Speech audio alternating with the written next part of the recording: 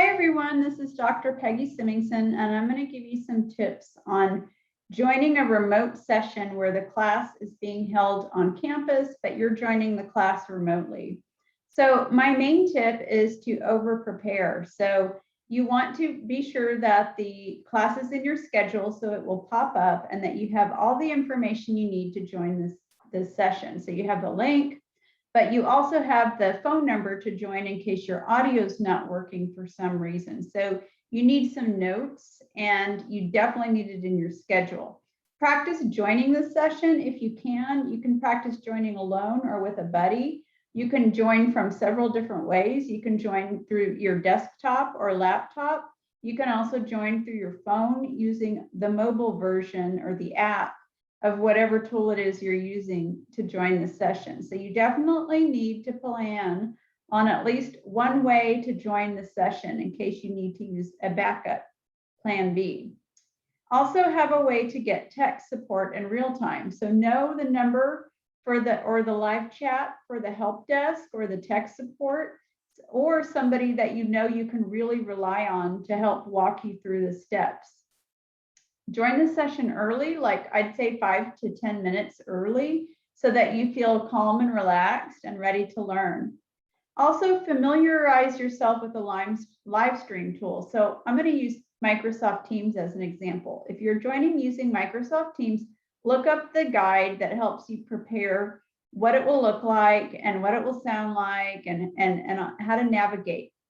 Have your mobile version downloaded and ready so that in case you need to use the dial-in number or in case you need to use the mobile app, you're ready to do so. So I call that multi-gadgeting. Okay, phew, that is the before session. It also helps if you've done the readings and you're ready for the session, but definitely join early and be ready to have your technical backup plans.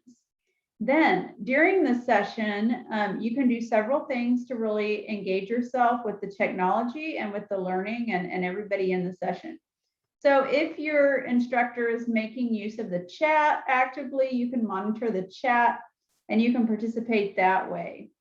My advice is try not to multitask. It's tempting to have the live session on and then check something else online or do something else. Sometimes that happens, but as much as you can, stay focused and focus really well on the live session. You can participate too by just taking notes on your own, but definitely think of ways that you can participate or contribute to the live session. Now you need to think of a way that you can alert the instructor, for example, when you can't hear and that kind of thing, so that they can instantly help you.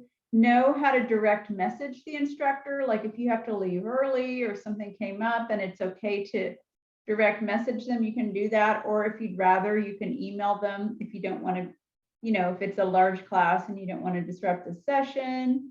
And then finally, know how to get tech support in the moment. So again, keep those numbers handy in case you need to call the help desk. So really, it's all about just preparing for the session, practicing for the session, and then participating in the session once you get in it.